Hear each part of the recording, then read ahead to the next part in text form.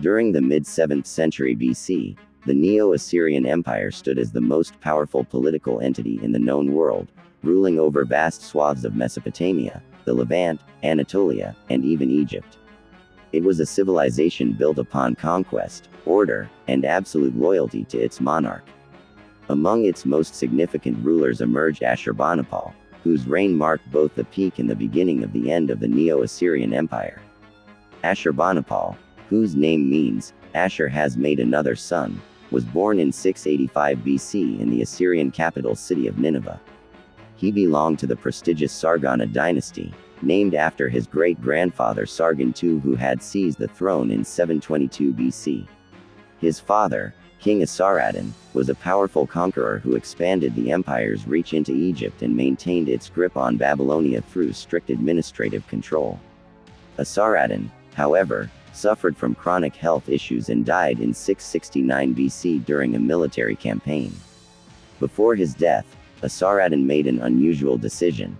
Although Ashurbanipal was his fourth son, he appointed him as heir to the Assyrian throne while assigning his elder son, Shamash-Shum-Ukin, as king of Babylon.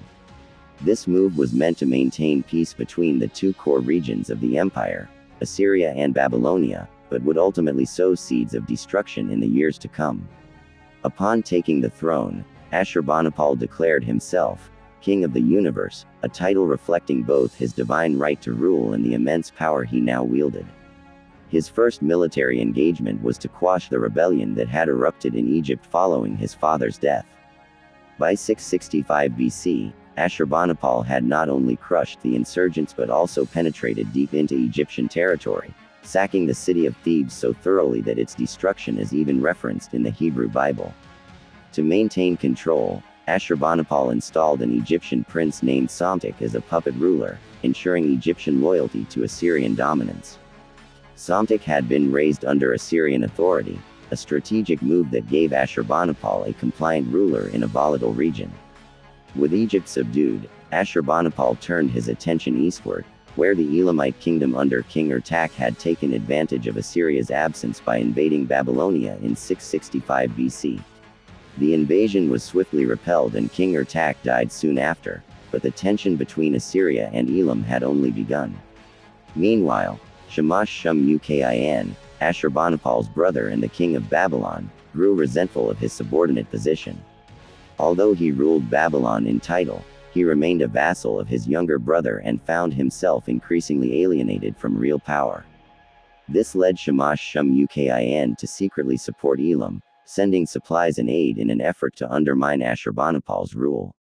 Despite this growing threat, Ashurbanipal continued to expand his empire and bolster his authority. He viewed himself not only as a military commander but as a scholar and guardian of knowledge.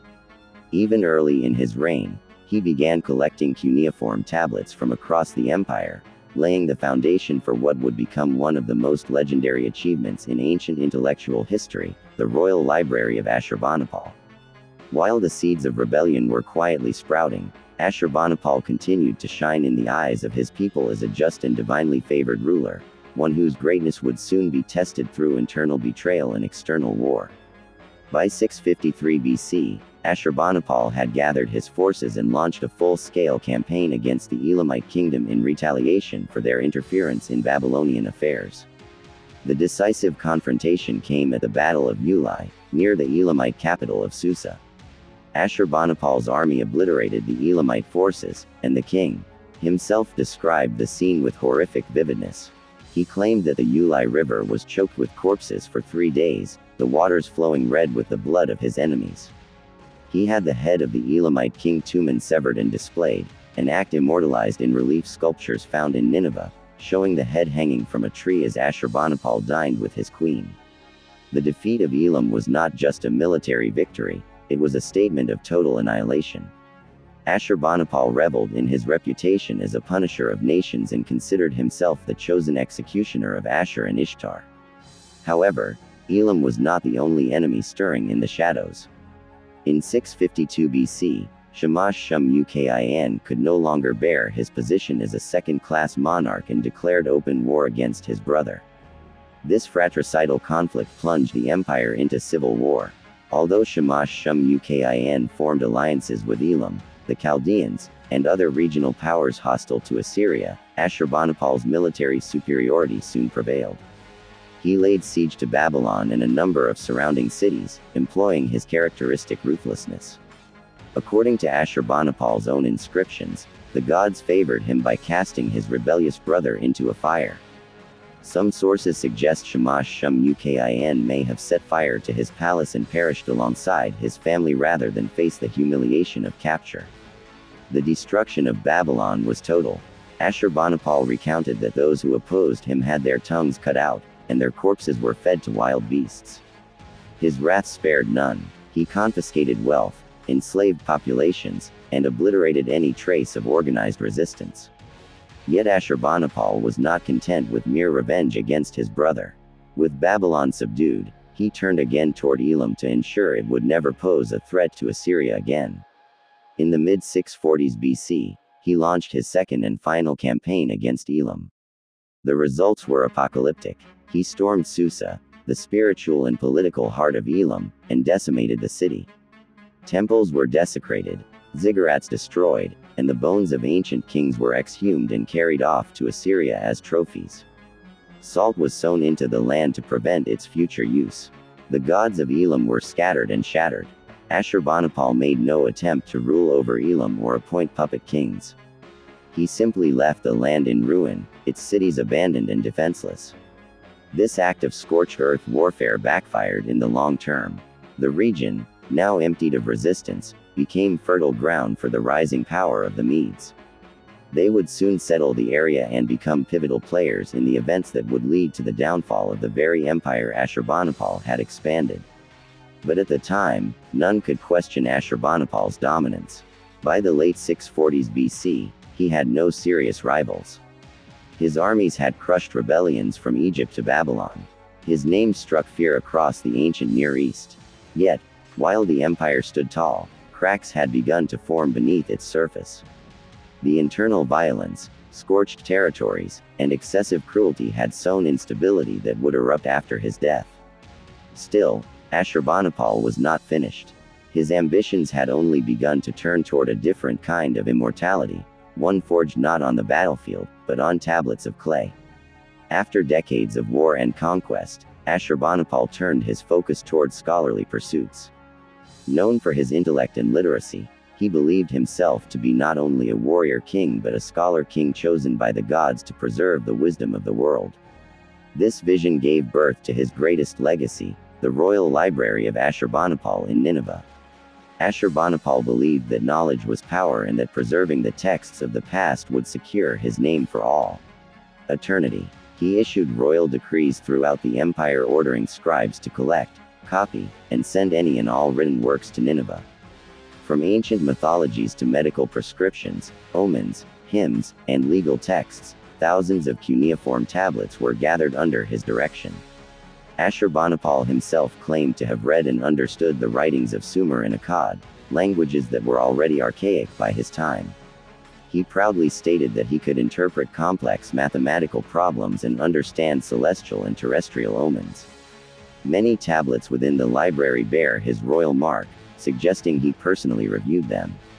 Among the treasures preserved in his collection was the Epic of Gilgamesh, a profound piece of literature that includes a great flood narrative predating the story of Noah in the Bible. This text would later become recognized as the world's earliest surviving work of literature.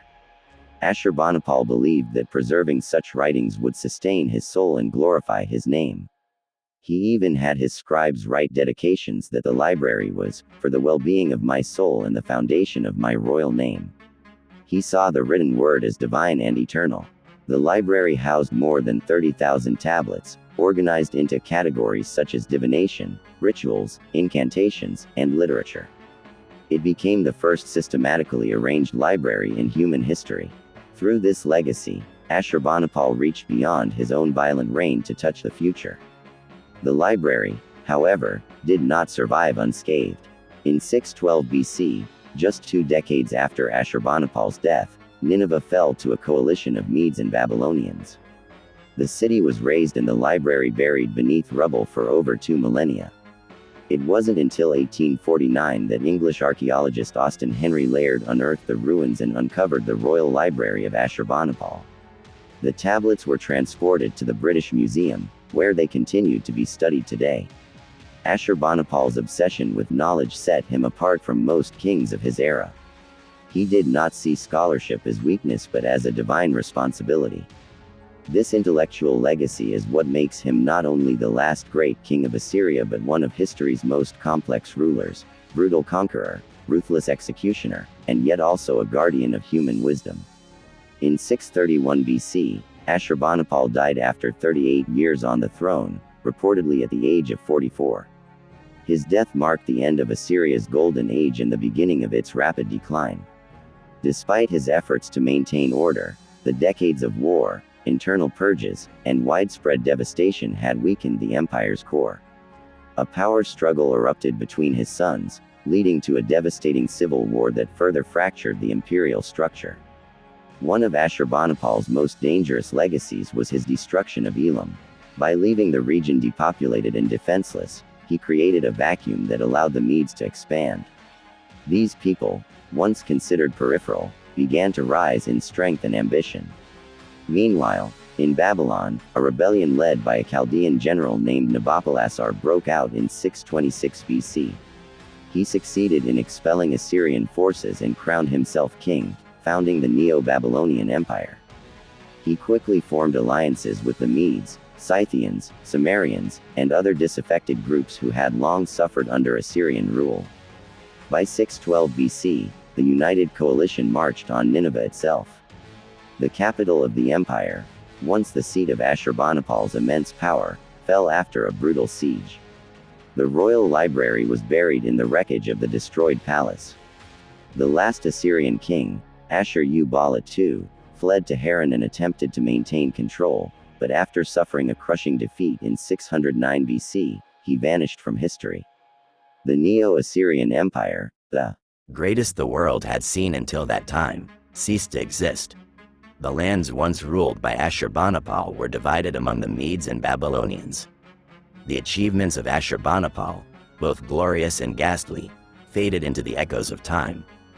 But his legacy did not vanish entirely.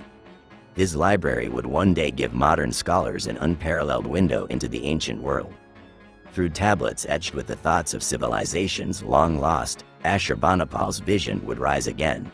He had called himself King of the Universe, and in some way, through the written word, he became immortal.